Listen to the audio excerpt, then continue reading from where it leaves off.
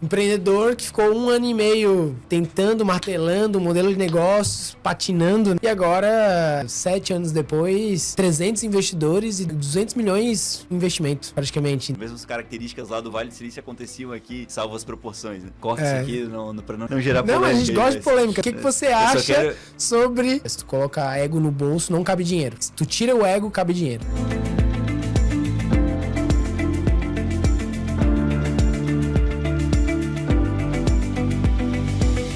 Fala pessoal, eu sou Jean Sacente, CEO e co-founder da Predialize e engenheiro civil. E esse é o podcast Jornada Construtiva by Predialize. Nos nossos episódios mensais, serei seu host em um bate-papo descontraído com convidados especiais do mercado da construção civil. E a gente não vai falar sobre técnica, coisa chata. Esse espaço aqui é realmente para a gente ouvir as histórias por trás dos profissionais e das empresas que impactam o mercado. Aprender quais foram os seus aprendizados, seus erros e acertos. E apresentarmos a verdadeira jornada construtiva que faz eles chegarem até onde estão hoje. Jornada construtiva, as histórias que constroem o amanhã. Bem-vindos, senhoras e senhores. 6º episódio do Jornada Construtiva. Estou aqui com um grande amigo, Alexandre Miller, da Parkside. E aí eu vou apresentar ele, né? Assim, cara, um grande empreendedor. Vou falar aqui um pouco, né, da bio dele, mas a ideia aqui é a gente falar por trás do chapéu do CEO da Parkside, né? Por trás do empreendedor ali é a pessoa, né? Falar um pouco da tua história, dos desafios dessa jornada. O Alexandre aqui, então, ele é empreendedor e incorporador, apaixonado por transformar boas ideias em projetos que ganham vida nas cidades. À frente da Parkside, empresa focada em desenvolver e gerir empreendimentos imobiliários com design inteligente e eficiência construtiva, ele lidera um portfólio com mais de 200 milhões em ativos sob gestão. Caramba, já chegou nos 200, hein? Eita. Passou agora. Passou? Daqui a pouco é um bi, então. Daqui a pouco... E acredita que construir vai muito além de erguer prédios. É criar espaços que fazem sentido para quem vive, investe e trabalha neles. Bem-vindo, Alexandre Miller. Valeu, Jean. Obrigado pelo convite, cara. Pô, muito legal estar aqui trocando essa ideia contigo. A gente estava pouco antes aqui falando, né, que há 10 anos atrás a gente estava lá no outro lado, lá na Califórnia. A gente teve umas experiências juntos lá de intercâmbio.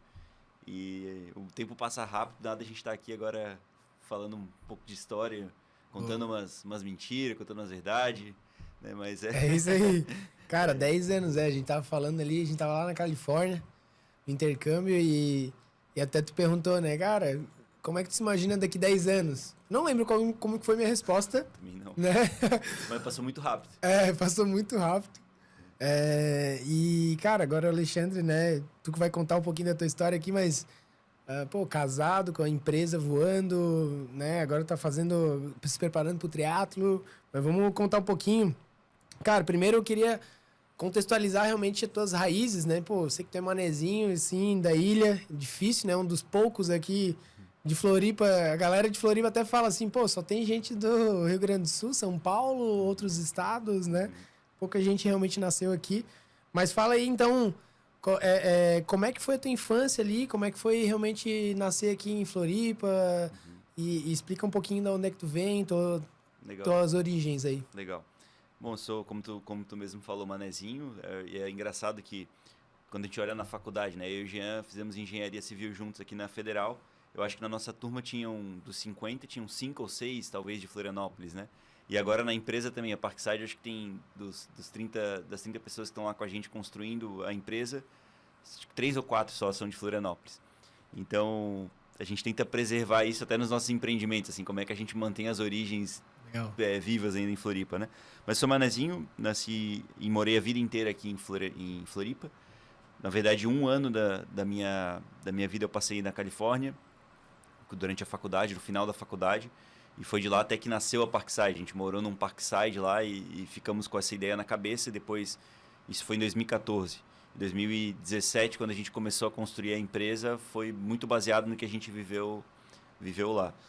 E Floripa tem vive uma fase há uns 15 anos para cá de tecnologia, né? Então, quando a gente foi para lá, viu muita coisa acontecendo, voltou para cá, viu que também estava acontecendo em Florianópolis, né? Um movimento muito forte de empresas instalando aqui, uma qualidade de vida muito forte, as mesmas características lá do Vale do Silício aconteciam aqui, salvo as proporções, né? Então a gente é meio que abençoado de nascer numa cidade que tem qualidade de vida, tem oportunidade, tem tecnologia, então tem tudo que a gente tá um pouco envolvido. Legal, bacana. E como é que foi tua infância, cara, ali? Acho que tem uma pergunta assim, quais valores e princípios assim que tu aprendeu lá aí com a tua família, assim, o que tu carrega? Me explica também assim, essa tua infância, né? Porque não sei se teu pai já surfava também, né? Legal. Explica um pouquinho aí. Cara, o que vem na minha infância, assim, acho que tem duas fases. Tem uma com minha família ali, a gente ia muito pra Cacupé, tinha uma família. Quando eu nasci, eu fui morar ali um tempo, depois fui morar em São José, uma cidade vizinha.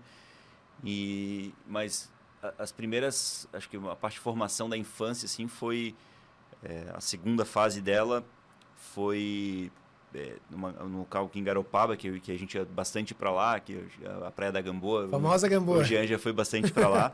Mas lá que eu aprendi a surfar, lá eu tive uma transformação assim de vida, de que acho que o surf ensina muita coisa de tu se virar, de tu passar medo mesmo em alguns momentos e ter que encarar os medos.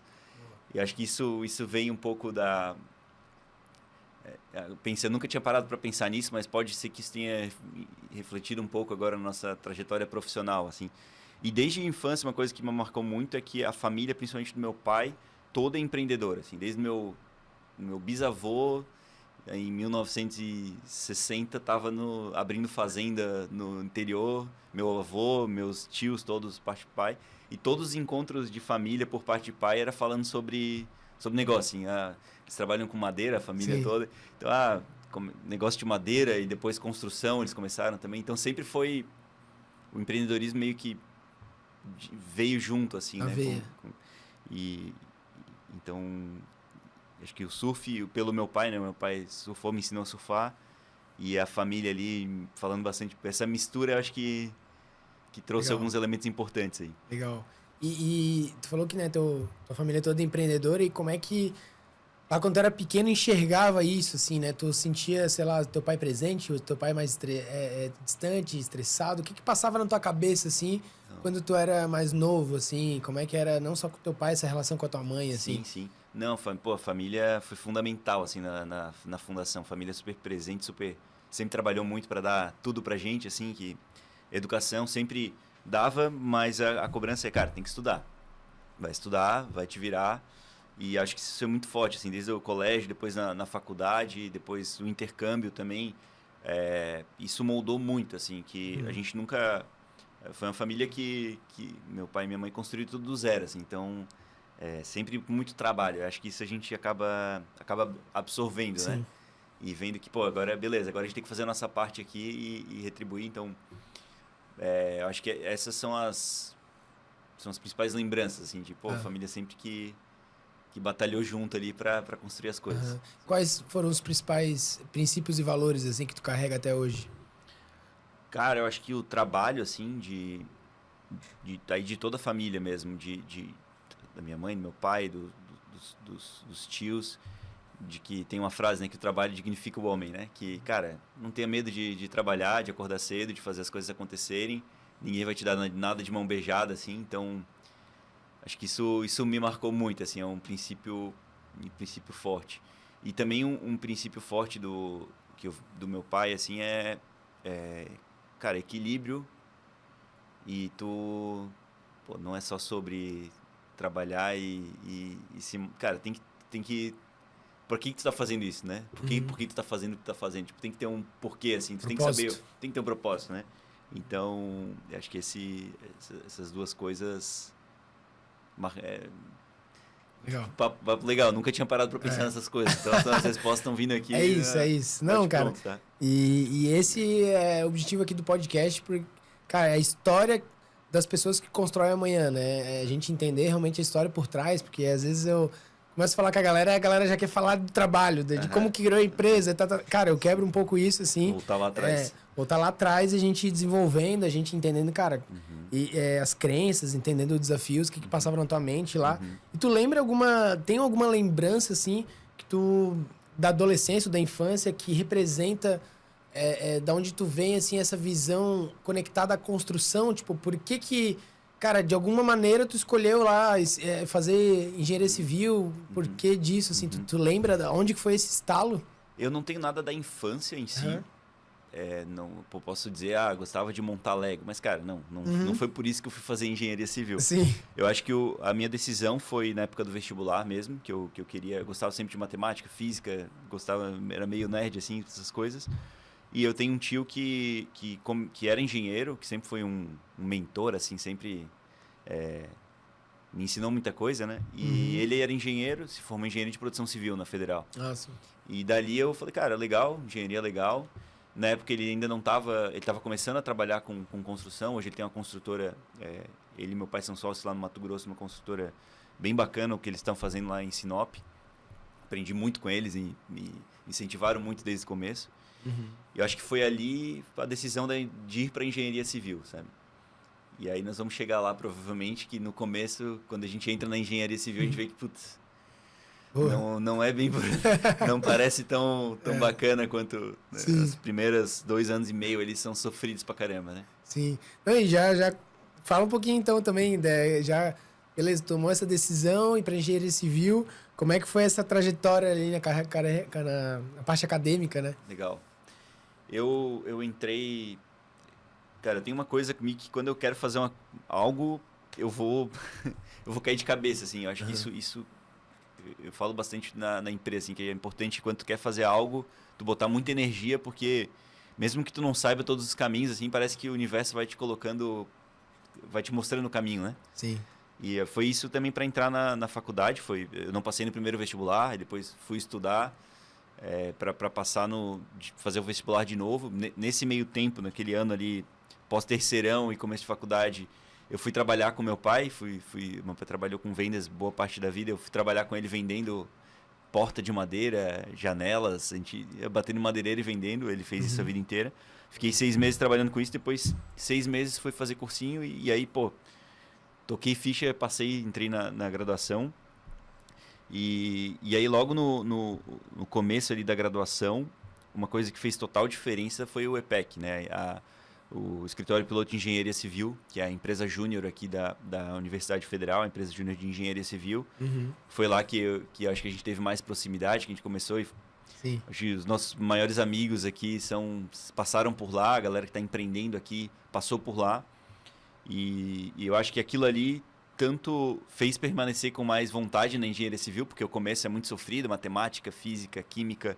Então tu tinha ali os cálculos, né? Os cálculos todos muito sofridos. E tu tinha ali o escritório como uma oportunidade de tu sair daquela rotina e trabalhar com algo legal, aprender sobre gestão, aprender sobre comunicação. E também eu digo que o EPEC foi o grande primeira vez empreendendo, assim, né? Eu acho que foi ali que deu esse start, talvez em mim, em ti, numa galera, o Ian, o Renan, todo mundo aí que tá, Prevision, Conas, Spotlar, toda a galera que tá empreendendo aí, tem um pouco daquela conexão lá, né? Porque ele te ensina ainda na faculdade a se organizar, saber se comunicar bem, cara, atender um cliente, a entender como montar um negócio, fazer planejamento estratégico. Isso com 19 anos de idade, 20 anos de idade. Então, foi muito rico isso, né? Que legal, cara. E foi onde realmente a gente teve mais contato, né? Porque a gente entrou na mesma turma. E é engraçado que a nossa história é parecida, assim, nessa questão do vestibular, porque eu tentei o primeiro, não passei. Cara, me senti um merda, assim, fiquei muito frustrado. E aí eu trabalhei 6 meses com um corretor de imóveis, que era da RDO. Inclusive, eu comecei com o Ramon da RDO, daí eu falei isso pra ele. Eu falei, o mundo dá voltas, né? Tipo, agora a RDO é cliente da Predialize, tá. Mas eu até vi, assim, cara, o corretor, trabalhava muito, assim, final de semana e tal. E aí tinha que ter todo engravatado. A RDO tinha um nível de exigência grande lá, né? Mas bem legal, atendimento top. E a gente se entrou na mesma turma, mas acho que a gente teve mais conexão no EPEC, né? E aí foi uma trajetória muito legal. E como é que foi essa trajetória? Porque tu começou lá como trainee, virou presidente, né? Então explica um pouquinho aí dessa decisão, o que tu aprendeu de fato lá. Acho que muito, de novo, desse negócio de mergulhar de cabeça nas coisas, né? A gente começou no EPEC. O EPEC, na época, estava passando uma transformação, a gente estava aumentando a empresa de número de pessoas, né? Tinha 2 gestões anteriores que não tinha 3 pessoas e na empresa tinha 30. E para quem não conhece o movimento Empresa Júnior, né? Você tem uma empresa mesmo tocada por estudantes que não são remunerados para isso, mas que prestam serviço para a sociedade mesmo. Então, é bem bacana. Eu entrei como trainee, aí você normalmente fica 6 meses como trainee, vira um gerente, né, por mais 6 meses, e aí pode se candidatar a outros cargos de diretoria. No meu caso, eu entrei como trainee, fiquei 3 meses, aí de trainee eu fiquei gerente, acho que 1 mês, já virei diretor, porque apareceu a oportunidade de ir para a diretoria de marketing. Aí no outro semestre já fui para a vice-presidência e a presidência no 4º semestre do EPEC. E eu não falo isso pra, tipo, cara... Não, foi porque não tinha ninguém pra assumir. Foi natural. Não tinha ninguém pra assumir a diretoria de marketing, depois não tinha ninguém pra assumir a vice-presidência. Falei, não, vamos, bora. Vamos fazer, vamos ver o que acontece. E foi muito legal, assim, deu pra perceber, não só comigo, mas todo mundo que tava, assim, a evolução que causa na pessoa isso, assim, 6 meses tendo que, com 20 anos de idade, você entrar numa reunião geral da empresa segunda-feira com 30 pessoas te olhando e tu ter que dizer o que vai acontecer naquela semana, ter que motivar a galera. Isso te ensina muito, assim. Eu acho que foi uma coisa muito marcante. Hoje, na Parkside, a gente contrata... Tem uma galera lá que era do EPEC, que está lá com a gente. E são hoje os grandes... Que performam, né? A galera que está tocando a área de operação, marketing lá, a Babi, o Paulinho. Tão super novos e com uma performance absurda, assim. Tu vê a galera que entra com sangue no olho, assim. Então, realmente é uma escola importante. Uma escola importante, Até no podcast com o Renan também, a gente fez aí, a gente comentou um pouco sobre isso, né? Cara, que era liderar um bando de universitários... Cara, que, assim, diferentemente de agora que a gente tem as empresas, a galera tem boleto para pagar... Cara, cada um fazia o que quisesse, mesmo assim, sexta-feira à noite, tava comendo pizza falando de negócios. Em vez de estar no bar, a gente... E até a galera, assim, falava, pô, estranho, essa galera é meio louca, né? Tipo, não ganha nada pra trabalhar, não ganha nada. Que nem um maluco. Evento sábado de manhã cedo, domingo, cara, bem isso. E aí tu vê, assim, que é uma galera, cara, com a veia empreendedora, que tem propósito. Eu tava até escutando, ontem tava escutando... o podcast ali do Thales Gomes ali, né? Do Market Makers ali. Cara, ele fala muito isso, do altruísmo, de olhar a longo prazo, de ajudar as pessoas, de ser algo...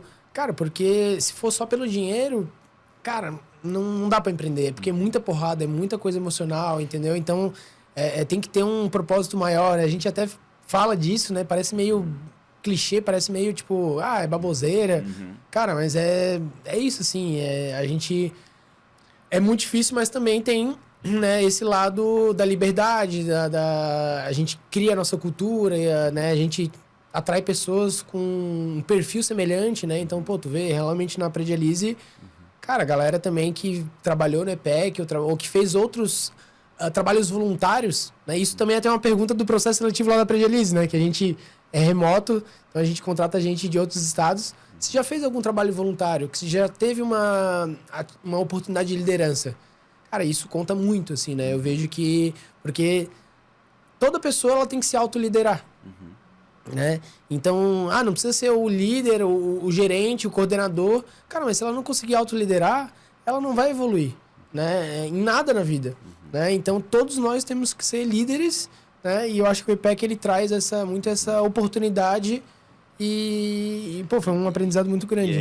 E é interessante que acho que esse negócio de propósito, de liderança, ficou muito clichê mesmo no tempo, mas eu entendo o propósito como, por exemplo, cara, simplesmente o motivo de o que tu curte fazer, o que tu acorda todo dia e fala, pô, isso aqui é legal, isso aqui eu quero fazer bem feito e é isso aqui que eu quero fazer pra minha vida. Eu acho que esse é o propósito, sabe? Não é transformar o mundo. Cara, Sim. Faz o teu bem feito ali, ajuda as pessoas ao teu redor, que é isso, não precisa reinventar a roda, né? E da autoliderança também, cara, tem uma agenda organizada, acorda todo dia, faz um esporte, cuida da tua saúde, vai trabalhar, cuida da tua família, que é isso, não tem muito, né? E muita gente, enfim, não dá atenção devida para esse equilíbrio, né, que deve acontecer, então... É legal, assim, a gente sempre tem que buscar o equilíbrio, mas eu sei que, cara, vai ser sempre desequilibrado, né? Mas o ponto é, cara, sempre buscar, vou desequilibrei aqui, né? Eu sabia que tá desequilibrado e beleza, por um tempo, depois eu vou equilibrar aquilo, Exato. vou desequilibrar outra área, Exato, mas sempre tentando buscar o equilibrar, né? Mas o que eu venho aprendendo, assim, bastante, né, nessa jornada, pô, a Predialize está indo para 40 pessoas, né? Um desafio grande aí ano que vem. Então, enfim, cara, cuidar da saúde física e emocional. Né? Eu acho que o emocional mesmo tá sendo transformador, assim. E aí, até fui numa imersão lá de breathworking, né? Cara, a respiração consciente, né? Cara, como isso ajuda a regular as emoções, o sistema nervoso autônomo, sistema nervoso parasimpático, simpático, ter fundamentos científicos, né? E aí é isso, cara. A gente que tá empreendendo, às vezes nem respira direito, cara. A gente tá naquela... Né? Respira pela boca e, né, tá na loucura. Por mais que, assim, às vezes a pessoa parece calma. Mas, cara, tua cabeça é milhão, né? A gente pensa em mil coisas e... Mas, voltando aqui, né, pro nosso... Enfim, mas eu gostei dessa parte, até pra gente avançar ali. Tu foi no EPEC, beleza. Teve a questão do Ciência Sem Fronteira. Como é que foi pós-EPEC ali, né? Cara, pós-EPEC, eu e mais 2 amigos tentamos empreender, montar algumas coisas, que nenhuma delas deu certo, mas foi um aprendizado legal. E aí, nessa jornada ali, eu vi que tinha um movimento muito forte de BIM acontecendo em 2012. Então, BIM era o futuro em 2012, ainda é o futuro e, sei lá, acho que sempre vai ser o futuro. Né? Parece que nunca chega lá totalmente. Deu uma patinada lá, né? Tipo, pô, era sempre. Pra ser... Acho que a gente usa 10% do que dá pra fazer com a ferramenta, mas com o método, né? Quero lembrar que este podcast é uma realização da Predialize, a plataforma que está transformando o pós-obra em um legado humano e imobiliário, conectando pessoas, lares e negócios, através de soluções inovadoras. Predialize, plataforma de soluções pós-obra. Mas eu fui eu fiquei sabendo sobre isso e quis aprender mais. E aí dessas coisas da vida, assim, né? De quando tu bota energia para fazer alguma coisa, apareceu Ciências Sem Fronteiras. Eu me inscrevi para ir no Ciências Sem Fronteiras e eu queria ir, cara. Tinha 2 universidades só que eu iria, que era 2 na Califórnia e só podia ser aquelas. E eu só podia se aplicar para 3, eu me apliquei para aquelas 2 só. E falei, cara, lá tinha porque lá, né? Lá tinha um professor, que era o Lúcio Soibman, que foi meu mentor e um cara, pô, muito fora da curva, que era um brasileiro, que ele era chefe de departamento de engenharia civil dessa universidade, um gaúcho aqui, o cara dava aula na China, dava aula no mundo inteiro, é um dos maiores especialistas de BIM. Eu falei, pô, preciso ir pra lá estudar com esse cara. Mas tu não conhecia ele? Não conhecia ele. Foi na loucura, assim, tipo, conta aí. Pesquisando na internet, achei ele, achei a USC, achei ele. E aí tinha um professor da UFSC que conhecia ele. Trocamos e-mails por causa dessa conexão. E o Lúcio falou, cara, eu não consigo te escolher para vir para cá, eu não tenho esse poder, mas se aplica para cá e vamos ver o que acontece. E, cara, por um acaso, antes desse e-mail, recebi um e-mail da UFSC dizendo que ia ter um evento da USC em Florianópolis. Que o Lúcio vinha pra cá. Tipo, 2 semanas depois de eu descobrir a USC. Era pra ser, cara, né? eu preciso falar com ele. Aí marquei um café com ele, aí ele contou, Alexandre, não consigo te escolher, mas escreve tua carta, faz uma boa prova de inglês que pode ser que dê certo. Sim. E deu. Foram 3 brasileiros pra lá. Que loucura. E o Danilão, que é o Danilo, foi sócio da Ideation, que a gente vai falar sobre daqui a pouco. E, pô, foi uma experiência muito, muito legal, assim, lá cara, é outro mundo, né? Tu foi pra Long Beach também e realmente outro mundo, assim. A Universidade Americana é uma experiência que eu recomendo para todo mundo que puder, seja fazer um um mestrado, um doutorado, um MBA, ou colocar os filhos para estudar lá, porque desde o método, né, que é um método que não é o professor te ensinando, e sim tu discutindo com outras pessoas e chegando numa conclusão, até a própria estrutura de computadores, de estrutura de laboratório, cara, era uma coisa, assim, para fechar essa parte, eu fiz uma pesquisa lá de BIM com um laser que custava $250 mil. E ele me deu o laser e falou, cara, toca a ficha aí, vai fazer tua pesquisa e... Sim. Como assim, né? Sem burocracia, né? Tipo, você tem que assinar, tipo, cara, toca, isso funciona, claro, porque o sistema lá tem as empresas bancam essas pesquisas e é muito mais burocrático, né? Não é que nem a UFSC que está caindo aos pedaços ali, que se for doar um computador para a UFSC vai ser uma burocracia gigantesca. Lá não, lá os empresários e podem doar para a universidade. Sim, tem uma simbiose, uma sinergia com as empresas e a universidade, muito né? Forte. Não é uma coisa separada, uma veia acadêmica, não. Eu lembro até, tu falou disso, que o meu professor lá em Long Beach, ele era diretor do porto de Long Beach. E aí ia lá só para dar a cadeira de portos. Ele falou assim, galera, se tiver dúvida, pode ir lá no porto de Long Beach, que é meu escritório, não é aqui.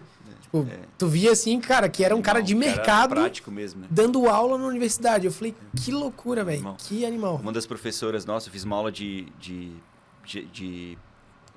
formação de empreendedorismo e tecnologia, basicamente.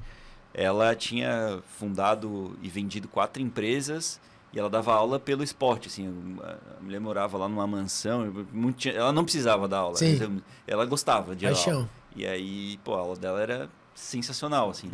O Tinder nasceu dentro da universidade e ela deu aula pros caras do Tinder. Tipo assim, na época o Tinder era um aplicativo que estava começando, não era essa febre mundial que é hoje. Então, umas experiências muito... O Snapchat também nasceu lá na universidade. Que irado. Então, do nada, tu tava aqui na UFSC, em Floripa, e do nada tu pulou, tu caiu dentro desse caldeirão de um monte de coisa acontecendo lá. Então, foi uma experiência... muito fora, assim, muito bacana. E nesse meio tempo, né? Então tinha aquela questão do BIM, né? Daí explica pra gente, ainda tu tava tocando esse projeto, tava lá na USC, tava já vendo outros projetos. Conta um pouquinho aí que tocou várias frentes ali, né? Foi uma doideira, cara. Foi muito intenso aquele ano lá. Porque eu tava fazendo... O objetivo de Ciência Sem Fronteiras era tu estudar lá, né? E eu tava fazendo as matérias. Só que aí eu consegui fazer uma pesquisa com esse professor que assim, nem podia fazer, mas ele deixou eu participar, que acabou virando meu TCC, que aí era em BIM, parte de captura de realidade aumentada, captura de realidade de edificações com BIM. E foi bem legal, laser scanner, drone. Gêmeo digital, né? Parada... Isso aí. Isso em 2014, né? E aí, em paralelo, a gente começou a Ideation Brasil, que era eu e o Danilo, que foi uma empresa...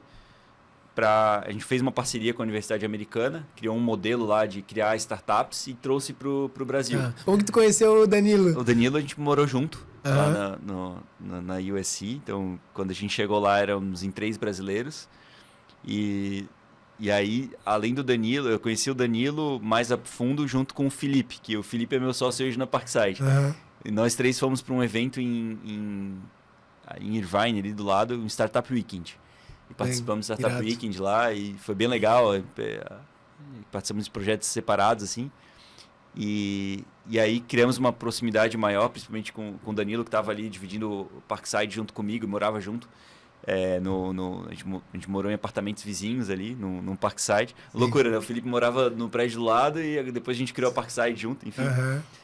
E o aí, Felipe cara, é sensacional, o Felipe. O Felipe é, um cara muito fora. Danilão também, um cara muito fora da curva, muito legal. E aí, cara, a ideia da Ideation era pegar esse método de como criar startups, né? Porque startup não era a modinha que é hoje, assim, era uma coisa que ninguém falava muito ainda sobre. E a gente montou uma competição para rodar dentro de universidades. E a gente pegou algumas universidades, algumas pessoas aqui no Brasil para tocar esses eventos. E começou em 2014, ainda remoto, e foi muito legal porque a Endeavor patrocinou a gente conseguiu uma agenda com a Linda, que era a CEO da Endeavor. O Danilo conseguiu, né? O Danilo era muito fera de conseguir os e-mails, de conseguir mandar e-mail e fazer a pessoa dar atenção. Sebrae, cara, foi bem legal. A gente rodou isso em 80 universidades aqui no Brasil. 80 universidades? Foi E tudo 3 mil gerenciando alunos. lá na Califórnia. No primeiro ano foram em, acho que 8 universidades. Aí o segundo ano que a gente já estava no Brasil foram em 80. E a gente voltou para os Estados Unidos para fazer um workshop lá com brasileiros na USC. Até eu fiquei na casa do Jean lá. O Jean estava morando lá na época, me abrigou lá. Fiquei quase um mês lá incomodando ele. Cara, foi uma experiência muito legal, assim, porque depois da competição a Ideation virou uma empresa que prestava consultoria de inovação para grandes empresas.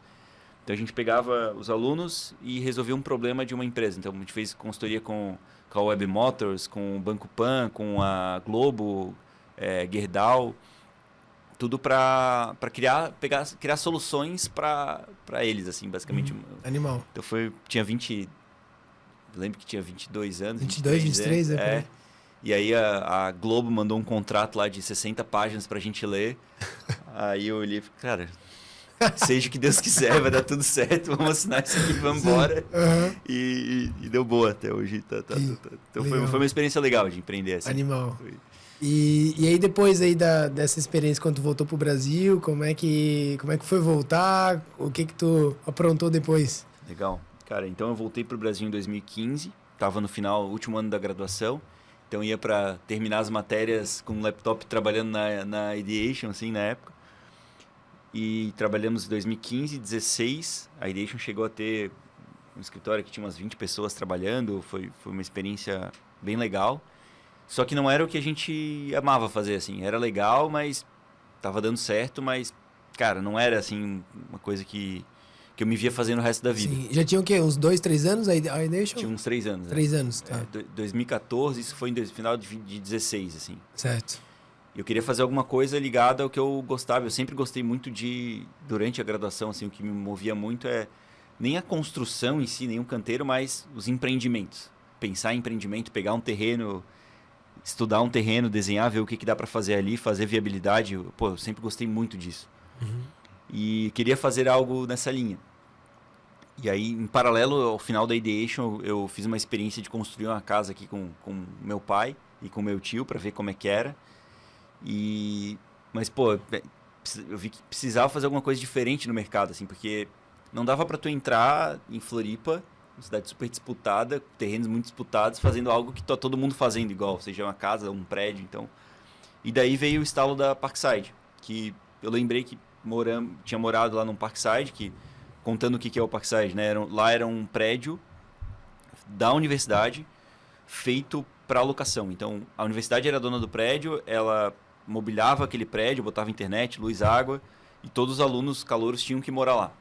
E aí eu vi pela primeira vez esse modelo chamado multifamily, que é hoje 30% da população americana mora em um multifamily. Então, 30% da população mora em um prédio que foi construído e é de posse de uma empresa para alocação. Tá. E eu vi, pô, cara, isso é legal, isso pode funcionar. E aí a gente, no final de 2016, a gente tomou a decisão de encerrar a Ideation. Aí eu tava construindo a casa, tava fazendo uns projetos assim de bico para me manter e estudando sobre a Parkside, o que poderia ser a Parkside, que na época se chamava Vila. Tá, mas vamos lá.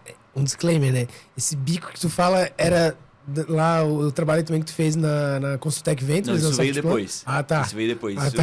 Quando eu parei de fazer projeto, na época, a convite do Loreto e do Marcos, para estruturar ajudar eles a construir essa parte de desenvolvimento de startups lá isso foi, acho que metade de 17. Tá. 17, foi tá. logo depois ali. Aí eu estava focado em desenvolver a Parkside e trabalhar lá nesse desenvolvimento de startups, né, dentro da Softplan, que também foi uma experiência bem, bem legal. Então, teve esse pulo da Ideation para transição, depois começo ali do Vila mais a Softplan. E aí acho que em 2018 que eu resolvi cair de cabeça no Vila mesmo, na época chamada Vila. E Villa Housing, que aí a ideia era ser uma operadora desses prédios, né? Fazer parceria com construtoras para operar os prédios. E a gente viu que era cara, o negócio não parava de pé, assim, a operação por si só, outros têm uma escala gigantesca, mas ela por si só ela não funciona, assim, e se tu vê até o que aconteceu depois no mercado, ontem ainda saiu a notícia que a Sonder, que era um dos maiores operadores do mundo, quebrou, entrou Nossa. em concordata. A maioria dos business de operação por si só, a gente viu que a tese não misturar dinheiro de VC com um ciclo longo de construção civil, cara, para incorporação, né? Aham. Para negócio de incorporação que leva 5 anos, cara, é uma coisa que Não fecha a conta. não fecha a conta. Que loucura. Essa sonda, eu não sabia dessa sonda aí da Rank. Então entrou falência com o concordata. Sim. Que loucura. Essa semana saiu a notícia. Mas ela só operava os prédios. Ela não. A tese dela, então, aí foi o mesmo erro do WeWork, assim, eles eles alugavam prédios em contratos de longo prazo e sublocavam em short stay. Ah, sim. Ah, tá. Isso Entendi. funciona muito bem, desde que não tenha uma pandemia, né, desde que tudo corra perfeitamente, né, e aí, principalmente depois da pandemia, como um monte de gente começou a tomar porrada nesse modelo, e, enfim, a gente viu, e principalmente não era o que brilhava o nosso olho, assim, a gente não queria só ser o operador, a gente queria... Ficamos por 1 ano e meio tentando desenvolver o Villa, conversamos com muita gente aqui da cidade que tinha prédios prontos, que estava desenvolvendo prédio para tentar convencer alguém a investir nos moleques de 25 anos que queriam operar o prédio lá com um modelo diferente. E não conseguimos, não rolou. Aí, metade de 18, a gente tivemos proposta de investimento anjo na Villa e negamos, porque, cara, não adianta pegar dinheiro de anjo e não ter um prédio para operar, né? Sim. E aí... Inclusive, eu acho que tu também, não sei se foi nesse time ali, acho que tu viajou também pra Europa pra ver os modelos, né? Tipo, cara, tu investiu do teu bolso, falou assim, cara, vou lá pra ver, desenhar uma tese, tu desenhou uma puta de eu lembro um modelo de negócio, um business plan, tipo, Não serviu pra... não serviu pra nada, mas assim, construir, né, não, e até fala um pouquinho legal. assim dessa, porque assim, foi, eu acho que eu percebendo assim, eu acompanhando, né, a tua jornada ali como amigo e te admiro muito ali também, mas foi, eu acho que um dos momentos mais difíceis, assim, Foi. né, conta um pouquinho até, a gente entra esse tema aqui agora de desafios de superação, né, qual que foi nessa jornada, esse momento mais desafiante de superação aí que tu passou aí? Cara, é bem interessante isso porque acho que nunca teve um momento fácil, sempre foi desafiador. E é engraçado porque na época da Ideation, cara, a gente saiu um monte de matéria sobre a Parkside, sobre a Ideation, sobre o que a gente estava fazendo. E todo mundo que olhava de fora falava, pô, os caras estão voando. Mas ninguém sabia que a relação que estava por trás, assim, né? Que tava realmente... Tinha bastante coisa desafiadora acontecendo, né? Sim. E aí, nesse período ali de 2017, que eu lembrei da ideia do Parkside, que a gente tinha morado, eu fui para a Europa, fiquei um mês lá, quase um mês, fazendo um mochilão, conhecendo, cara, uns 20 prédios de operadores, assim, de student housing na época. Sim. Todos, The Student Housing Company, na época o WeWork tava abrindo seus primeiros escritórios lá em Londres, a gente visitou um que era um WeWork embaixo, tinha um prédio em cima, cara, animal, assim. Aí dali... Fizemos uma série de fotos, vídeos, escrevendo sobre, estudando, tentando ver como é que isso poderia funcionar no Brasil.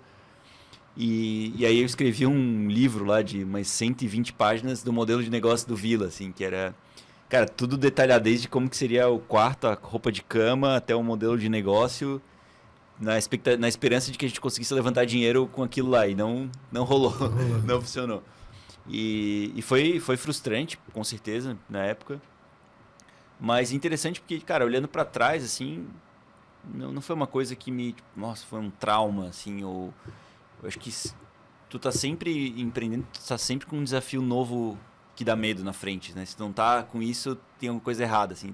Não que dá medo, mas que te fala, putz, cara, isso aqui vai ser um desafio, assim, mas vai dar certo, nós vamos fazer. Então, acho que as coisas sempre foram encaradas dessa maneira, assim, de cara, como é que eu faço esse negócio dar certo, sabe? Tá. Mas não teve um momento, assim, que tu realmente, cara, sentiu que tu tava num beco, num fundo do poço, assim, ou que tipo... Vários. Então, tenta citar aí um ou dois, nessa assim, época tipo, do Villa, a gente, toda semana, a Chay, que é minha esposa, falava, tu e o Felipe eram os reis do PowerPoint, assim, que a gente deve ter feito umas 200 apresentações de PowerPoint com pessoas diferentes, E aí tu fazia reunião, o pessoal falava, pô, legal, gostei, eu tenho um prédio ali no centro, ou sei lá, em um lugar, vamos fazer alguma coisa. Então aquilo gerava uma expectativa e andava e não acontecia nada. Cara, várias vezes aconteceu isso. A gente foi pro Startup SC, fomos selecionados. Então, cara, em muitos momentos parecia que ia e aí não ia, assim. E aí até 1 ano e meio nesse processo a gente ficou, assim. Aí até que uma vez eu lembro que eu liguei pro Felipe e falei, cara, vamos parar isso por aqui, não dá mais, acho que chegamos no limite, preciso arranjar outra coisa para fazer aqui. O Felipe na época estava morando em Londres ou nos Estados Unidos, eu não lembro. O Felipe fez a graduação inteira dele lá na USC, depois foi trabalhar em hotéis lá nos Estados Unidos, depois foi para Londres trabalhar numa consultoria. Sim. Então a gente estava tocando remoto isso. E aí eu falei, cara, não dá, vamos fazer outra coisa. E aí nessa época, aí o que eu falo da família que sempre deu muito apoio, assim, o pai deu a ideia, falou, cara, vamos fazer um piloto disso, vamos investir junto aqui. Eu tinha construído aquelas casas que eu comentei antes. Eu fiz um negócio lá com meu pai que trocamos minha participação para eu poder ter um investimento ali para começar. E ele topou, comprou a briga e a gente resolveu fazer o piloto do que é o Parkside hoje, que eram 6 containers num terreno ali em Cacupé, próximo. E aí as adaptações, né, do Parkside, o que é hoje. A gente viu que fazia muito sentido esse modelo em Floripa, estando próximos de empresas de tecnologia. E não para estudantes, de fato, porque galera que vem trabalhar em tecnologia, desenvolvedor, ganha bem e precisa se mudar rápido. Sim. E precisa estar próximo do trabalho. Então, a gente montou um ali em Cacupé, que é a 5 minutos do Square, que é um polo de empresas ali, da ACAT também. E foi uma experiência muito legal, assim, porque como eu estava 100%, era só eu, 100% dedicado, eu fiz tudo, assim, desde o projeto até a sapata, até o muro, o container, mobília, arrumar cama, receber geladeira, receber hóspede, limpar. Todo o processo, assim, eu fiz sozinho para aprender, com o apoio do pai sempre na obra junto lá também. Teu pai foi de fato, o anjo... Foi investidor. O anjo investidor. E a mãe foram os... Falaram, cara, esse negócio faz sentido, vamos comprar junto a briga. Eu investi um pouco também do que eu tinha na casa ali, que não era muito, mas... E foi assim que nasceu, cara. Entendi. E foi... Aqui todo mundo fala do Family and Friends, né? E meio que aconteceu sem querer isso, assim. Tem que fazer sei lá, um bolo de agradecimento lá da Parkside e falar assim, ó, galera, se não fosse aqui, ó, minha família aqui, ó, mas isso... toda essa galera aqui não estaria, né? Não, porra, toda inauguração, eu sempre me emociono, sempre falo isso. Toda inauguração eu lembro disso, todo planejamento estratégico eu falo disso pra galera, que foi dali que veio, assim, né? Então, a gratidão... Pô, demais, sim, demais. Gigante. Então, e aí, cara, isso foi outubro de 2018, a gente inaugurou, a obra começou em outubro de 18, a gente inaugurou ele em março de 19, que foi quando... Não, minto, a gente começou a obra... Agora eu tô batendo... A gente começou a obra em março de 19, inaugurou ele em outubro de 19, e a pandemia veio em março de 2020. Tinha 6 meses de abertura do Parkside Cacupé. E, pô, aí foi punk, assim, porque a gente falou, putz, o que vai acontecer agora, né? Mas lotou, né? Tipo assim, eu lembro que ficou lançou, lotado. Tinha 6... Eram 10 apartamentos. 10 apartamentos, eu lembro que foi rápido, né? Não, lotou muito rápido e foi bem legal, porque algumas empresas alugavam apartamentos nossos lá e aí os mesmos amigos também ajudavam no começo, de indicação e tal. E é muito louco, assim, ó, que a gente olhando pra trás, a gente começa a ver algumas... coisinhas subliminares, assim, né? Tipo, tu fez com container.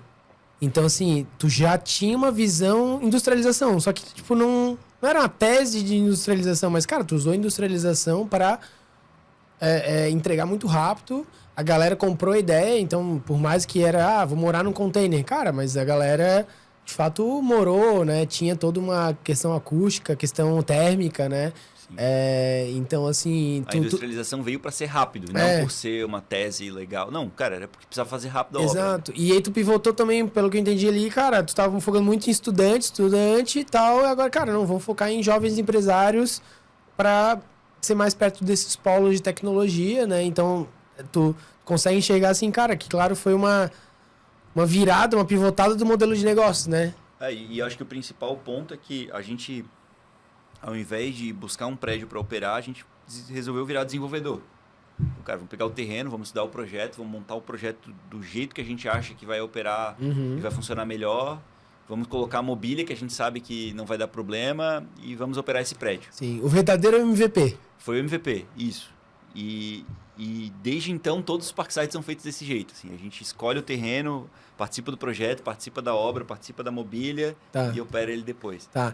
E aí veio a pandemia, né? E Boa. conta como é que foi aí depois da pandemia. Então, aí veio a pandemia, o prédio estava lotado e ele permaneceu lotado por mais uns 6 meses.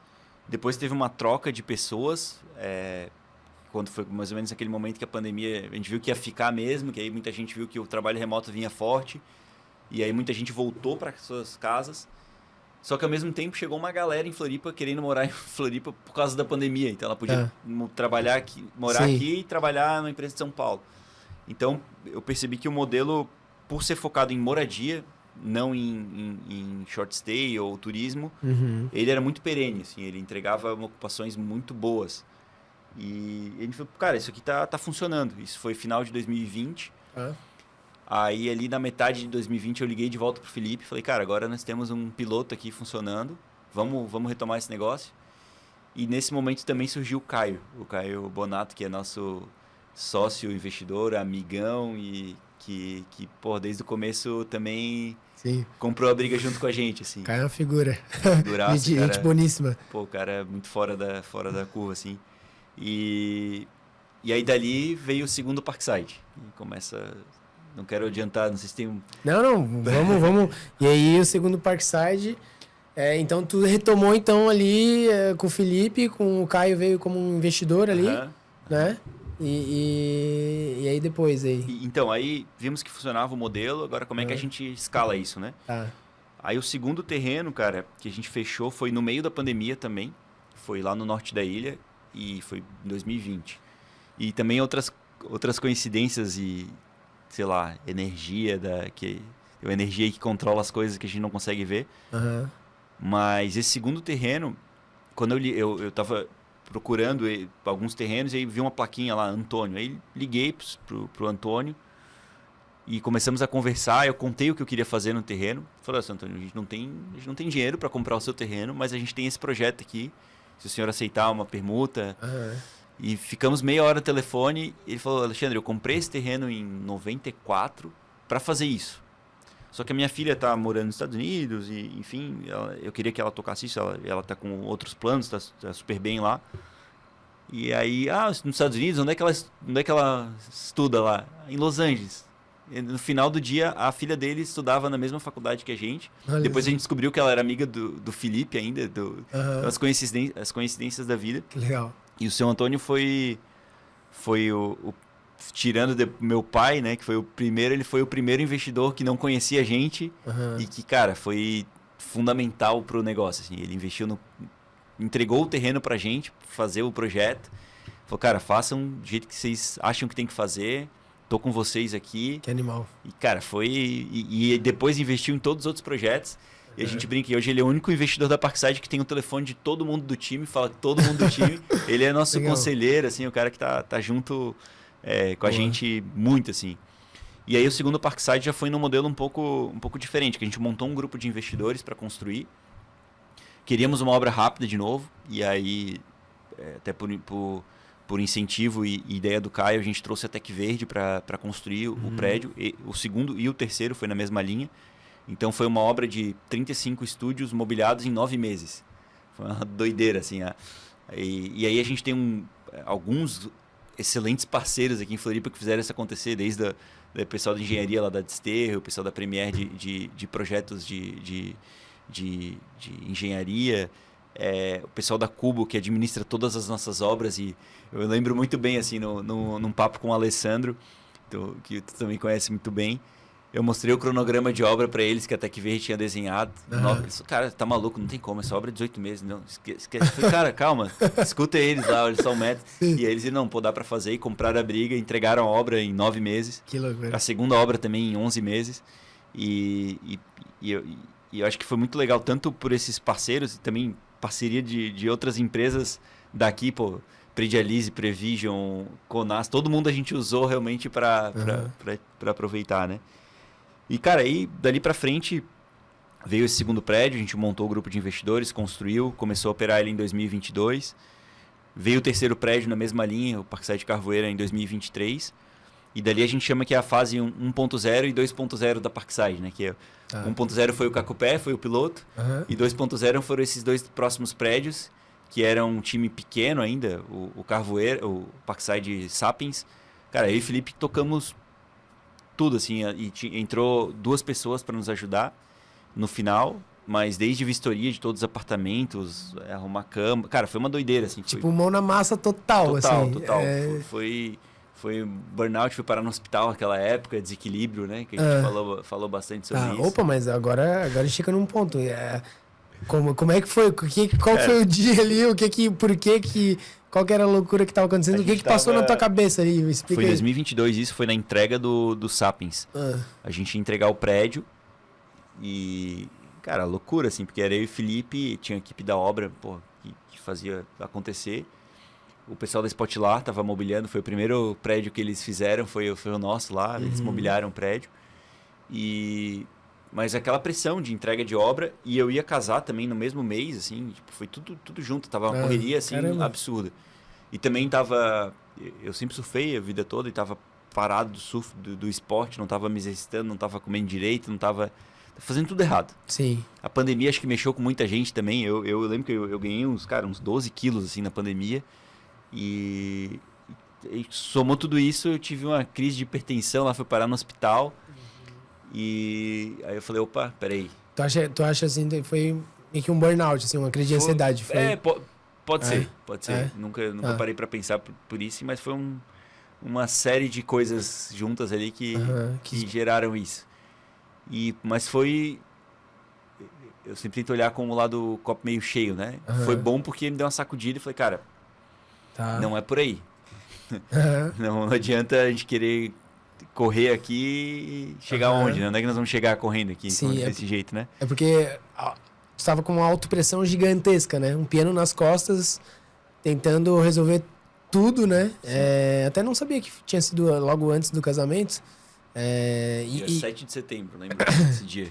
Tá. E aí, como é que foi essa virada? O que tu realmente, cara, depois tu conseguiu, tu já logo no outro dia tu mudou...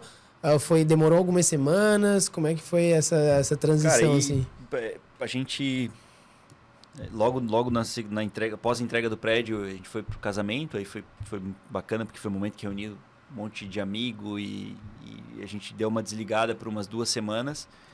E aí, voltando de lá, falei, cara, beleza, agora vamos entrar na fase que a gente não sabia, mas era a fase 3.0, de que pra gente fazer isso aqui, a gente tem que organizar a casa. A gente tem que ter um time...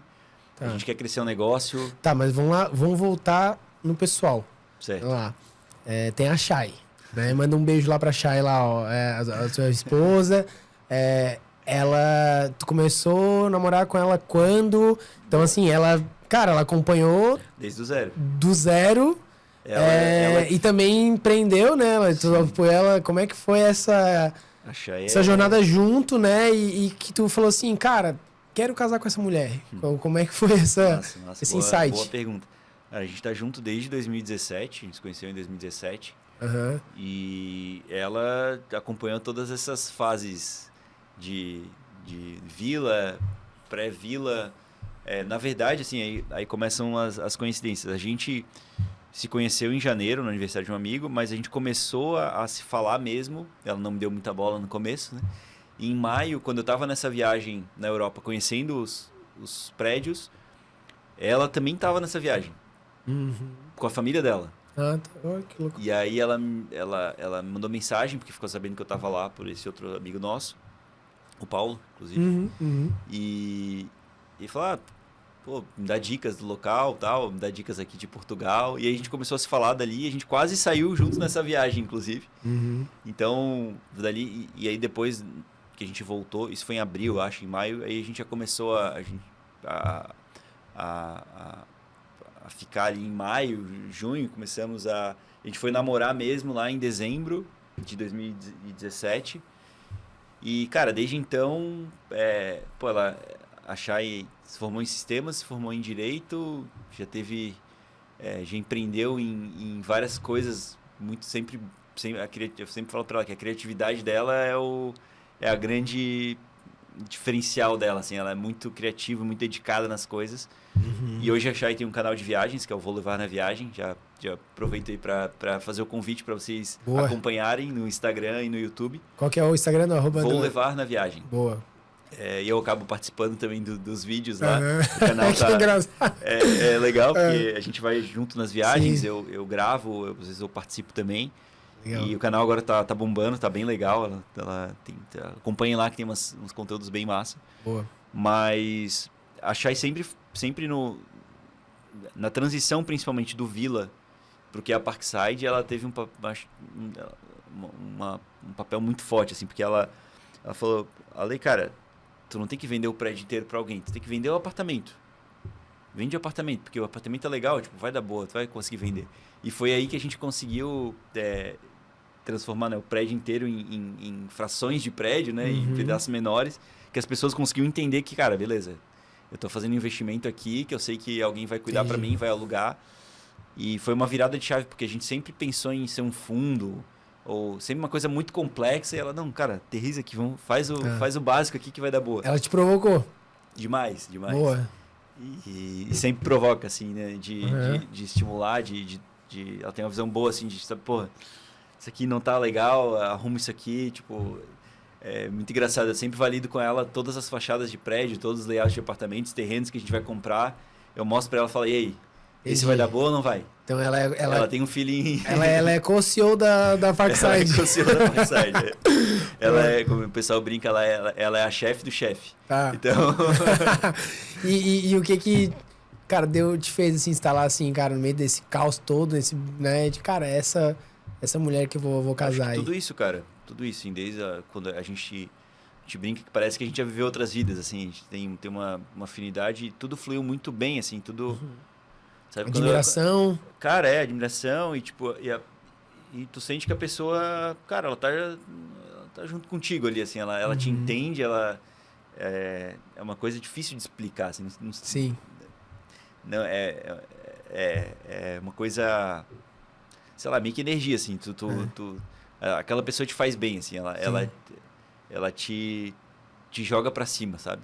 Então, e percebendo isso, eu percebi isso muito no começo, assim, logo no começo de 17, eu falei, cara, é ela, tipo, tá resolvido. Próxima coisa agora tem que resolver, porque isso é isso, sabe? Sim. Então, irado. Foi... A mulher, cara, ela engrandece o homem, né? Então, acho que que muito fácil também, não só essa relação homem e mulher, mas assim, casal, escolher namorar quando a pessoa tá numa boa situação de vida, né? Assim, já com prosperidade, e ali os dois estavam, cara, correndo atrás, e os dois, eu lembro também que ela, cara, empreendeu, testou várias coisas, né? E ela é muito resiliente também, né? Então, eu acho que vivenciar essa jornada junto, assim, com certeza até conectou muito vocês, né? Sim, cara, de se ajudar em tudo, assim, profissionalmente, pessoalmente, tipo, é difícil de explicar, mas é uma parceria mesmo, sabe? Tem uma pessoa que tá ali nas horas boas e nas horas ruins. Legal. E aí, então nasce, e daí a Parkside começa a ir pro 3.0.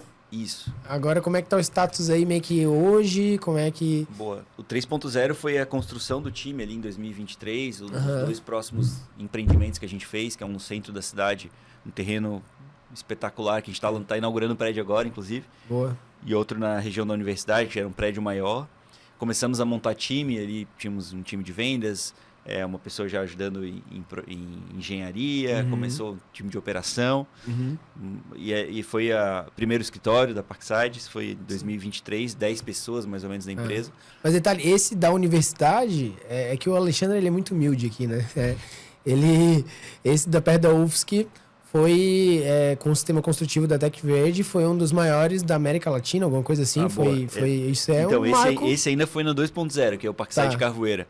A gente fez ele de wood frame e no final da obra a gente descobriu que ele era o prédio residencial mais alto da América Latina em wood frame. Do Carvoeira, tá. Do Carvoeira. Tá. E aí foi um marco, e ganhou prêmios depois lá em São Paulo de sustentabilidade. Foi um prédio bem... Ele é bem marcante ali para quem passa na frente, que é um prédio com uma arquitetura diferente, assim, descontraída. Legal. E aí fomos pro 3.0, que durou 23 e 24. E agora a gente está na fase 4.0 da Parkside, que nesse momento a Parkside estamos com 12 empreendimentos entre os 4 que estão prontos, o 5º que vai ficar pronto agora no começo do ano, mais 2 em obras e mais 5 em desenvolvimento, né? Entre o que já tem de terreno comprado, o que está em projeto de aprovação. A gente tem 2 lançamentos agora no ano que vem. Somos em 300 investidores já com a gente. Estão passando ali dos 200 milhões de reais de pessoas que acreditaram e confiam na gente. E isso é muito louco. A gente bate bastante como um valor da Parkside, que é a responsabilidade. Cara, tem gente que confiou muito na gente e a gente precisa fazer jus, né, essa confiança. E somos hoje em 30 pessoas, 29 pessoas na empresa, indo para provavelmente uns 32, 33 até o final do ano ali. E o mais legal é que dentro desse plano de 4.0 a gente tem uma visão muito clara assim, dos próximos 5 anos da empresa, que é ser muito forte aqui na região de Floripa e Itajaí, que é a segunda cidade que a gente começou a atuar. Estamos com uma obra começando lá agora. E sempre nesse propósito de criar boas experiências de moradia, né? Criar em boas localizações, conseguir resolver o problema de quem está chegando na cidade e precisa morar em um prédio bacana, com praticidade, uma boa localização, mas que muitas vezes não vai querer comprar ou não vai nem às vezes conseguir comprar e aí opta pelo aluguel, né? E também o acesso à comunidade, né? Vocês meio que parece que quase fazem um processo seletivo, né? Não é qualquer um que não é só querer ter o dinheiro, né? Eu acho que tem que... A gente tem um cuidado... Tem um perfil, né? Tem que ter um cuidado bem grande, assim, de perfil da pessoa que vai morar no prédio, porque é uma... Bom, todos os apartamentos são compactos. A gente faz estúdio, 1 e 2 dormitórios. Então, a área comum do prédio ela é feita para ser uma extensão da casa. E a gente cuida bastante com isso para que realmente não seja aquela área comum que tem um coworking lá isolado, que é uma salinha de 10 metros quadrados. Que é até triste. Que é triste. Não, cara, tem que ser um ambiente legal, vivo, que as pessoas passem ali mesmo e faça parte do prédio. Então, para que a comunidade funcione... é interessante porque os próprios moradores acabam, que nem uma empresa, né? Que se tem alguém que não está dentro da cultura, ele acaba sendo expelido da cultura. Então, acaba se formando, assim, principalmente tem um prédio que é um pouco menor, que isso acontece bastante, assim, que os moradores viram amigos, viram famílias, tem gente que não fecha ali com o ciclo e ele acaba não funcionando ali, sabe? Entendi. Então são mais que vizinhos, viram amigos, viram, né, uma família ali, né? Vira é bem interessante isso. Legal. E também outro ponto interessante é que a Parkside acabou virando uma marca para essas pessoas. Então, elas gostam de dizer que fazem parte de um Parkside, compram... E aí o time é muito criativo ali, a gente faz umas coisas diferentes. Por exemplo, a gente tem as meias da Parkside, que os nossos investidores, quando investem, ganham uma meia. Cara, muito boa. Mas é um presente legal, porque é confortável, remete a casa, remete a conforto. E volta e meia a gente recebe foto. Esses tempos um investidor nosso mandou foto que ele estava no aeroporto, embarcando para uma viagem internacional. Ele e a mulher com a meia da Parkside. Ah, que legal. Então, isso são pequenas coisas que acho que vão criando esse carinho das pessoas pela marca, né? O brand, né? Um brand muito forte, né? A cultura, que legal, cara. E, até isso é um baita corte aqui, cara. Empreendedor que ficou 1 ano e meio, cara, tentando, martelando o modelo de negócios, patinando, né? Vamos colocar aí. E agora, vamos lá aí, 7 anos depois, 300 investidores e 200 milhões de investimento, né? Praticamente. Então é um case de sucesso até de venture capital, né? Eu também já, cara, tentei captar com VC, acho que tomei mais de 60, 70 nãos, né? E traz uma resiliência forte, mas, cara, pô, parabéns, olha só. Eu sei que o empreendedor sempre olha mais no futuro, né? Mas, pô, se tu olhar pra trás, olhar aquele Alexandre lá de trás, né? Olha só o quanto que tu conseguiu, porque tu teve pessoas certas, a namorada, agora a esposa dando apoio, a família dando apoio. Então, acho que é isso, né, cara? Com eu acho que... certeza, cara. E aqui o podcast justamente é para trazer essas histórias, às vezes, que até nem os teus colaboradores, às vezes, nem os teus amigos sabem, né? Cara, que foi muito difícil. Agora, olhar agora, parece que, pô, tá voando, tá não sei o quê, tá. Cara, mas não vê toda o 90% do caos. Não vê os desafios que estão acontecendo nesse momento, né? Eu acho que tem muita uma glamorização, assim, de que, pô, empreender é animal e tal. Mas, cara, eu não lembro do último dia que eu não abri um e-mail ou não aprovei um pagamento ou não falei com alguém sobre o Parkside. Provavelmente isso foi antes da Parkside existir, porque desde então, todos os dias não existe férias. Sim. Tu sai pra viajar, tal, tu sai do teu ambiente, mas não existe férias. Tu tá sempre com a cabeça na empresa de certa forma. Então, perfeito. E não é ruim. Eu gosto demais disso. Não tô falando isso pra... Mas que há uma responsabilidade muito grande, assim. Então, a gente...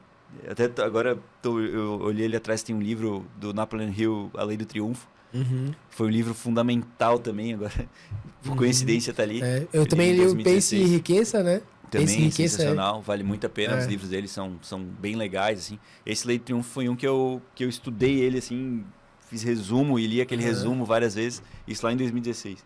Legal. Então, até puxando essa questão do livro, cara, quais, assim, livros realmente que te ajudaram, né?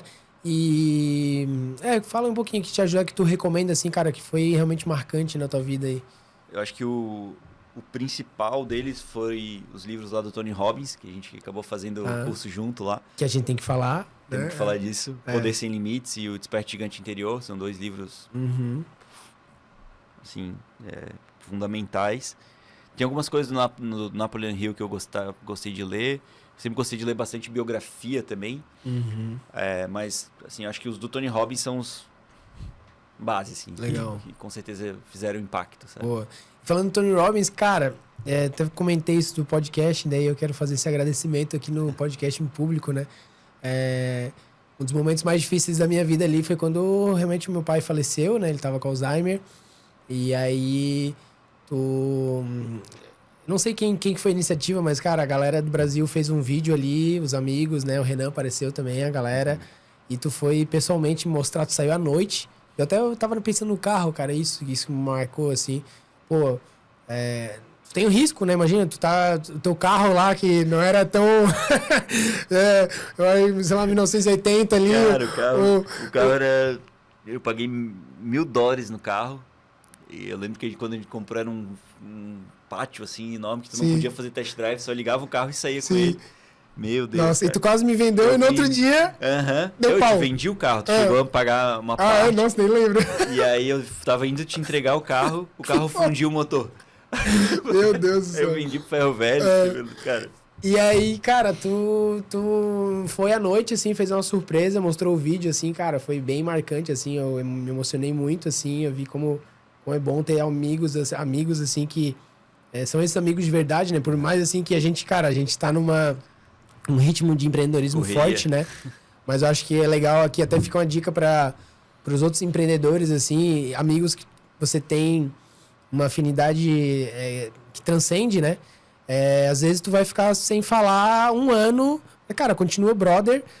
E a gente identificou isso e a gente agora tá fazendo um almoço a cada 2 meses, eu, tu, Renan, né? Então acho que tem meio que um mastermind ali, acho de amigos e CEOs também. Botou na agenda pra virar um compromisso, senão não tira tempo pra essas coisas. Né? Que é muito importante, né? E eu vejo ali que, cara, que foi um marco na minha vida. Tu deu esse apoio num momento bem difícil da minha vida e aí falou, cara, tem que ir no evento Tony Robbins, né? E aí fala um pouquinho, porque tu participou do evento E aí tu quis ir de novo como voluntário. E tu foi como voluntário e eu fui participante, né? Cara, explica um pouquinho aí o que é esse evento. É meio maluco de explicar, assim, mas só quem vivenciou pra conseguir entender. Mas o Tony Robbins é um dos maiores escritores de assuntos de desenvolvimento pessoal. Antes de existir coach mesmo, ele já fazia isso e é um coach mais raiz, eu diria assim.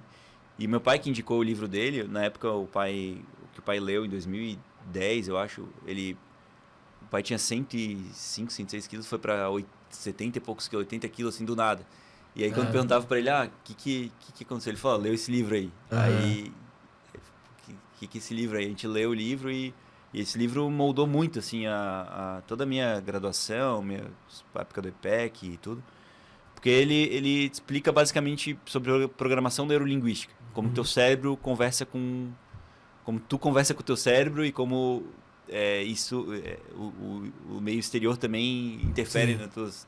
Basicamente, tu tem mais autocontrole, assim.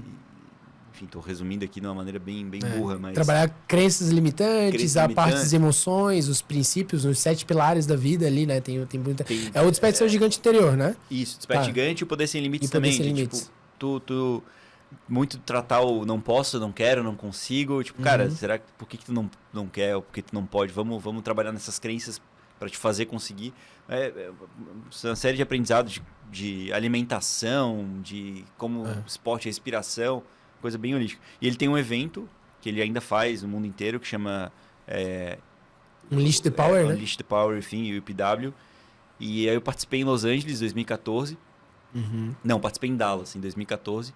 E foi impressionante, assim, porque eram 8.000 pessoas no evento, uma energia absurda, 4 dias. E aí, lá foi explodiu a cabeça, assim, foi uma coisa que realmente mexeu muito. E aí, no outro ano, eu tava em Los Angeles, lá, nesse evento da Ideation, tava na casa do Jean, vi que ia ter, eu falei, Jean, cara, tu tem que participar desse negócio. E eu fui como voluntário. Aí Sim. E aí, como voluntário, tu acaba assistindo de novo o programa, né? E até dá vontade de voltar a fazer algum outro... Ele tem uma série de programas, assim, acho que... eu lembro que deu uma sacudida na gente aquilo, né? E eu lembro que, cara... eu acho que talvez a gente vá ainda fazer nos próximos anos. A gente falou assim, cara... ele tem um PW, acho que mais intimista na Ilhas Fiji. Daí a gente falou assim... Destiny, cara, a gente tem que realmente alcançar muita prosperidade pra gente conseguir... investir, voltar e ir lá junto. Verdade. A gente tem essa meta junto aí. E eu tô... Cara, eu não me esqueço. Vai acontecer. Se ele tiver ainda a ilha lá, o evento, né? Que ele também já tá velhinho, né? Então, mas ele... Cara, vale a pena. Tem um documentário na Netflix sobre ele. Que eu não sou seguro. Isso. E ele conta, é um cara que tem umas 30 empresas diferentes, investe desde genética até... Cara... tecnologia, muito legal, assim, um cara realmente muito fora da curva, assim. E ele ainda tem esse resort, ainda faz os seminários no mundo inteiro, tem seminário online, vale a pena. E eu vi até agora que, cara, ele tá com um parceiro, um cara ali pra até falando de AI, de inteligência artificial. Sim, ele tá em tudo. E pegando esse gancho, né, então, pô, cara, pra mim foi, gratidão novamente, né, pela esse apoio lá na época. E agora fala um pouquinho que eu acho que talvez esse evento também te trouxe uma clareza do teu propósito, né, cara? Qual que hoje é o propósito do Alexandre Miller? Cara, eu tenho não sei se é um propósito, mas eu gosto muito do que eu faço, assim, gosto muito da minha rotina, a gente brinca até com a Chay, assim, que a gente viaja bastante, né, pelo canal. E sempre que a gente volta pra casa, cara, é uma sensação muito boa, assim, da família que a gente tem, da casa que a gente construiu, dos nossos gatos que tem lá em casa, da nossa rotina de esporte, de alimentação, da empresa em si. Então, o meu propósito é viver isso. E fazer isso ajudando a galera que está ao nosso redor, assim. Então, cara, como é que a gente faz com que a galera que está trabalhando ali com a gente... no escritório, nas obras, tenha uma qualidade de vida legal, viva bem, cresça junto com a gente. Como é que os nossos investidores tenham uma experiência boa com a Parkside, como é que os nossos moradores se sintam bem morando nos nossos prédios. E para mim isso é propósito, assim, cara, realizar isso bem, fazer isso bem feito, sabe? Aprender bastante com outras pessoas e fazer isso bem feito. Não tem uma frase, tipo, transformar a construção. Cara, não.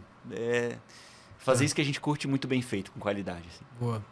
E diante de todos esses desafios e superações que tu teve, assim, cara, quais principais aprendizados, assim, que tu quer compartilhar para nossa audiência, para empreendedores, para, enfim... Boa. Eu acho que nunca... Eu vi isso uma vez do Eric da RD. Ele falou, nunca se desespere muito com uma notícia ruim e nem se empolgue muito com uma notícia boa. Sempre mantenha ali um... Uhum. E sempre que vem uma... Eu tenho uma coisa comigo que, tipo, sempre que tem alguma coisa acontecendo que precisa ser resolvida, eu gosto de dormir a ideia, aí eu acordo no outro dia, faço uma listinha de, tipo, tá, beleza, é isso aqui que agora a gente vai fazer, esse é o plano. Então, acho que a pior coisa é tu só reclamar de um problema e não sair dele, não fazer um plano para pelo menos tentar resolver ele. Provavelmente o plano não vai dar certo de primeira, mas aí no outro dia tu ajusta o plano e ajusta de novo e para mim sempre funcionou assim, para sair de situações difíceis, ter um plano de ação e agir. Fazer o plano e, cara, terminou de escrever o plano, faz alguma coisa da lista ali já para seguir, sabe? Mas eu acho que é escrever também, né? Acho que tirar da cabeça. Porque às vezes a gente monta plano na cabeça, isso, mas não escreve, né? E às vezes até o Renan comentou assim, cara, o poder da escrita, né? Quando tu transfere essa energia, parece que sai e aí desocupa um espaço da tua cabeça e libera, com certeza. Escrever é poderoso, assim. Escrever o que tu quer e tem que cuidar para não escrever o que tu não quer também, né? Porque aí a PNL fala bastante disso. Eu não quero fazer tal coisa. Cara, teu cérebro vai ler, vai tirar o não da frente e vai ler só o que tu não queria ali, né? Entendi. Então, cara, escreve o que tu quer e não o que tu tá querendo evitar, sabe? Boa. Legal, baita aprendizado. Filosofando aí. Não, é isso. E pra compartilhar, cara, como é que nessa rotina corridaça, né? Como é que tu lida aí com a tua saúde? Quais teus rituais? Como é que tu... De esporte, o que tu tá fazendo agora? Boa. Cara, eu há 2 anos comecei a correr. Tô fazendo 2 anos agora em novembro. Por ser um esporte que, cara, é prático de fazer e é viciante. Então, a endorfina que libera ali é muito viciante. Então, eu tenho corrido... Minha rotina é acordo ali umas 6h30, 7 horas eu vou fazer o exercício. 8 horas estou de volta e tomo um café e vou pro escritório. E aí eu tento alternar, correr 3 vezes por semana, fazer um reforço muscular. No primeiro semestre eu estava treinando para fazer provas de triatlon, cheguei a fazer uma. Aí botava bike alternando com corrida nos dias, nadava nos outros dias. Agora eu resolvi voltar só para corrida até metade do ano que vem para fazer a primeira maratona. Eu fiz 2 meias até agora, vou fazer a terceira, mas eu quero fazer a maratona, então eu vou focar nisso primeiro, depois voltar pro triatlon. Boa. Então, é isso. Eu tenho um outro hábito que é importante, que todo dia eu almoço com a Chay, o escritório é perto de casa, a gente tem esse hábito de... A gente não toma café da manhã junto, mas a gente almoça todo dia junto. Então, eu sempre no mesmo lugar ali, que é saudável e tal.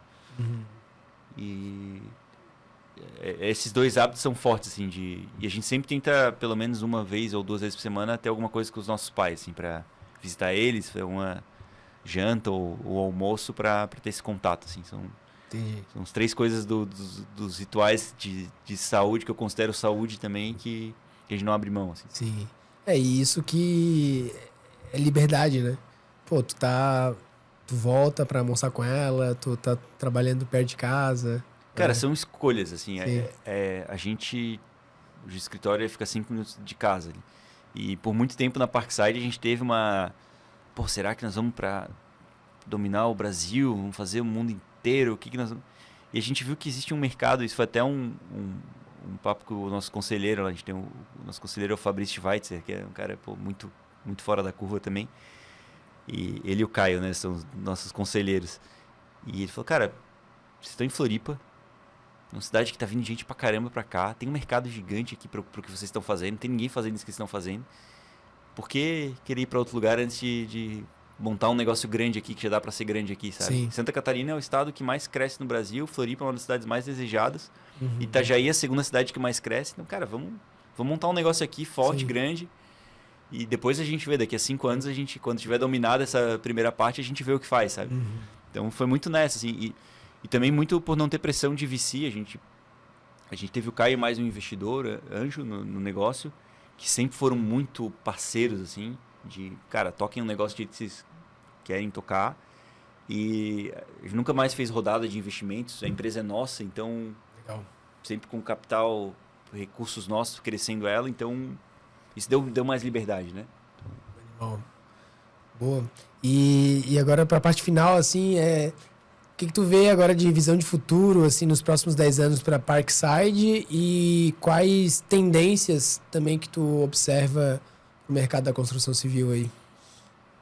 Cara, para Parkside, os próximos 5 anos são muito focados em Florianópolis, Grande Florianópolis e Itajaí. A gente está trazendo uns produtos diferentes. Começamos uma onda de estúdios compactos, que agora virou um padrão. Agora a gente está trazendo uns produtos novos aí. Então tem uma onda de lançamento já prevista com esses produtos. E consigo te falar 5 anos. Depois, não sei. Tá. Mas a gente está iniciando outra frente também com uma outra marca de alto padrão, que a gente vai lançar aí ano que vem. Eu não posso dar spoilers, mas ano que vem a gente vai lançar o primeiro prédio. Legal. E... É com a Porsche, né? Uma parceria com a Porsche. Não, nada desse negócio aí, não. Vai fazer um negócio raiz ali. É que tem umas tendências aí, tipo, de marca de carro, né? Porsche, Ferrari, a galera... Não, as coisas... A gente esteve em Miami visitando algumas operações dessas e acho que são dois mercados muito diferentes, assim, não sei quanto que isso realmente casa, assim, mas é uma opinião polêmica, talvez corte isso aqui para não gerar polêmica. Não, a gente gosta de polêmica, deixa aí. O que você acha sobre marcas conectando com empreendimentos, né? Porque isso, independente... Mas eu acho que é diferente. Né? Mas marcas... Trazendo a cultura, né? Talvez não essas que eu comentei, mas eu acho que isso... Eu acho que assim, misturar carro com um prédio, cara, funciona, acho que vai vender, mas eu não sei se é... A gente já viu o carro, viu o Griffiths, né? Tem prédios em Miami mesmo, tem prédio... Fugiu a marca. Armani, não? Eu acho que da Armani, que beleza, é um brand muito forte, assim, mas... E aí, o que vai acontecer no prédio? Tu vai ganhar um carro quando tu compra, tu vai... Né, o quanto que tu consegue conectar as duas coisas, né? Mas eu acredito muito em empreendimentos que tu junte marcas que conversem. Por exemplo, né? A gente vê esses complexos que tu mistura uma puta empresa de operação de residencial, uma puta empresa de hotel, uma operadora tem um case em São Paulo lá que é fantástico. Trouxeram um hospital, muito forte, trouxeram uma empresa de multifamily, trouxeram uma empresa residencial mesmo. Então não é um prédio de uma marca, mas é um prédio de várias marcas que formaram um negócio ali. Bom, a Pedra Branca, que é onde a gente está gravando esse ecossistema, é um case disso também, né? A Senior Living ali, né? Também da tem Paula. Senior Living, tem acho que vai colocar vários serviços, né? E talvez esses serviços vão ter marcas fortes por trás. Exatamente, são várias marcas que vão juntando para criar uma experiência, né? Tá, então, isso eu acredito bastante, assim. Então isso eu acho que é uma tendência para o futuro. Bom, eu acredito nisso, não sei se é uma tendência. Eu vejo assim, o que eu acredito que vai acontecer no mercado, que está acontecendo, né? Industrialização, não por propósito, mas por necessidade, assim, de mão de obra mais difícil de conseguir, mais caro, então a conta está fechando melhor. Reforma tributária vindo aí vai mudar isso completamente, vai começar a fazer mais sentido. Tem um ponto de momento de mercado mesmo, que a gente está numa taxa de juros que provavelmente não permanece, que isso vai dar uma balançada no mercado. Mas hoje o custo de capital tirou a classe média do mercado imobiliário, então está muito difícil da classe média. O mercado hoje é de alto padrão ou de baixo padrão. Tem um gap, né? Tem um gap, que é o que a gente está olhando para o aluguel para resolver esse gap. Certo. Então, eu não sei o que vai acontecer nos próximos anos para isso ser resolvido, mas é um problema que precisa ser endereçado de alguma forma, né? Sim. Então, acho que vejo que tem alguma oportunidade aí nisso. Eu acho que são esses dois... Tem movimentos fortes, né? Pô, tem a reforma tributária, tem o mercado econômico de questão de taxa de juros, tem a IA vindo também, que Inteligência artificial. Que, assim, tem muita espuma nisso, né? Tem muita coisa... Mas, cara, não dá pra negar que ela tá ajudando no dia a dia de muitos negócios. Eu não acredito que um negócio criado por IA para... Não acredito muito nisso. Eu acredito nela como um copiloto mesmo te ajudando no dia a dia, sabe? Empoderar a galera, né? Acho que...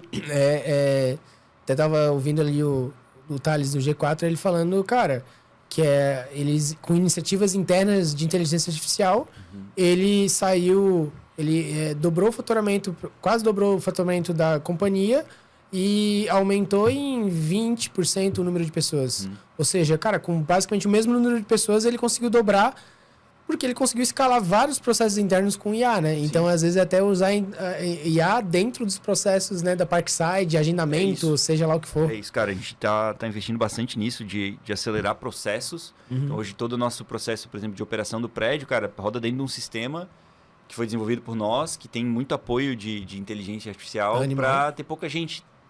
Então, hoje, com 7 pessoas, a gente toca 4 prédios. Além disso, em outras, por exemplo, agora a gente está criando um projeto grande lá dentro da Parkside, que, cara, tinha uma tarefa específica lá que ia levar 3 semanas para escrever e em 1 hora a gente fez com a ajuda da IA. Então, acho que para essas coisas, para te liberar tempo mesmo, é muito, muito forte, né? Boa. Cara, 2 perguntas para a gente finalizar. É que se a pergunta é essa, eu não fizer essa pergunta, minha gerente de marketing lá me mata, né? Que o Alexandre aqui, ele também...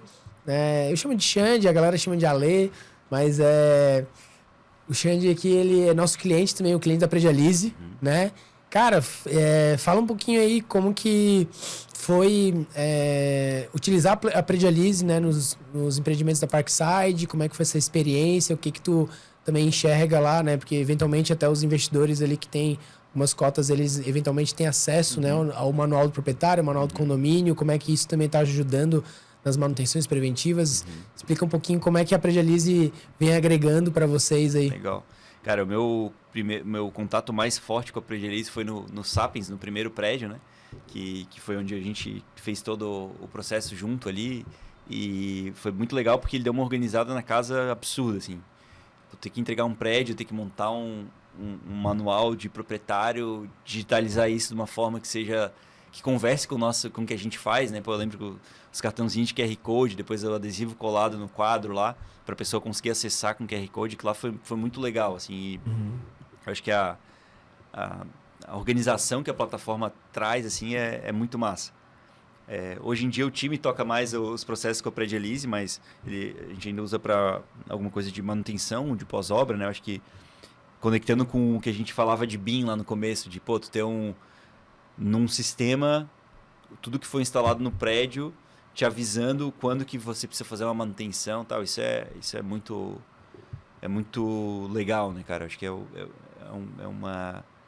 uma ferramenta muito, muito poderosa, assim. Uma outra coisa, até conectando com a pergunta anterior, assim, que a gente percebe que de tendência de mercado é uma profissionalização muito forte, assim. Então, tu ter uma governança dos teus processos financeiros, do teu processo de pós-obra, dos manuais, até para acesso a capital ajuda, né? Então, hoje, tu precisa estar com a casa muito organizada para ter acesso a crédito. Então, isso é mais uma maneira de tu organizar a casa.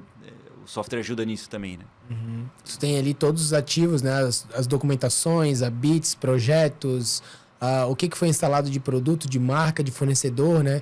É uma série de informações do empreendimento, né? Então, que talvez iam ficar perdidos lá no sistema de gestão, no RP. Agora eles estão mais organizados, mais claros, uma forma mais fácil de acesso para vocês, né? Tudo documentado, né? Isso mesmo. Cara, legal. Mas... Não, é animal, e que esses próximos empreendimentos também, né? A gente evolua e siga com a parceria aí. É isso aí. Mas bem legal, até sobre o teu software, né? Como que também, esse software que vocês estão construindo, né? Como que a Predialize no futuro também pode integrar com esse software de vocês e ajudar a ter isso integrado. Acho que essa é uma coisa que a gente pode falar botar a ano que galera vem. Pra conversar lá pra... dar umas ideias, né? Acho que pra fazer alguma coisa bem legal, né? Legal. A gente conectar as EPIs aí, ver o que dá pra fazer. Massa. Né? E, inclusive, a Predialize, cara, ano que vem, não vou dar tanto spoiler, mas, cara, vem coisa de inteligência artificial aí com a Predialize. Eu acho que vai ajudar bastante aí, né, vocês, não só na operação de elaboração ali do manual, mas toda a parte de assistência técnica, manutenção preventiva. Vai ter uma parte de vistoria também ali, então acho que, né, de entrega de chaves. Então a gente tem umas coisas bem bacanas ali que eu acho que pode ajudar vocês também.